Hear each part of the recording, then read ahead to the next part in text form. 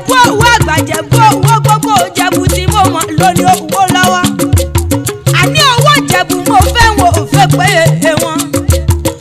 Ọmọ wù jalè o.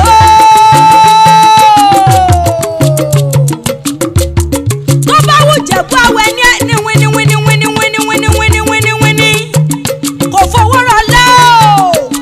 Mẹ́dínà mọ̀ gbóhùn ẹnu mi. Tó bá wù Ìjẹ̀bú àwẹ̀ ní rẹ̀ ní wíní. Tó bá wù Ìjẹ̀bú afẹ́ ní rẹ̀ tó kú sọ́dọ̀ alágẹmọ. Ọmọ alágẹmọ mẹ́rìndínlógún náà kò rí àwọn bàbá tó bí ọlọ́mọ. Èjìrẹ́ àti Kẹ́hìndé àṣekún pa sẹ́ńbẹ́ lálàáfíà ara. Ọmọ alájà yọ̀ká àṣekún mọ́ gbádùn ẹnu mi lórí ire. Aya Muhammadu Saidi o. Aya wọn ní ọkàn lé mọ́ gbóhùn ẹnu mi o. Kofoworola'S. Mẹ́dínà mọ́ gbádùn ẹnu mi ọdún ẹ lóde.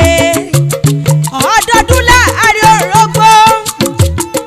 Aya Muhammadu Saidi Sẹ́ríkì ọdọọdún láàárín àtàrẹ o. Àríkẹ́ o.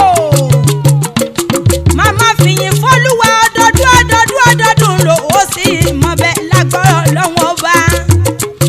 Ọdọọdún ní sápórúwé ọdọọdún dèrúwà ń wá. Àní ó gbóbi olúgbógbó tìrìgò ó sì gbóbi olúgbógbó tìrìgò. Imisi Elewi ń lè mí jẹ́ ó gbóbi àwọn àgbàkan tán fọmọ owó sódì ọ̀run lọ́jọ́ sí ó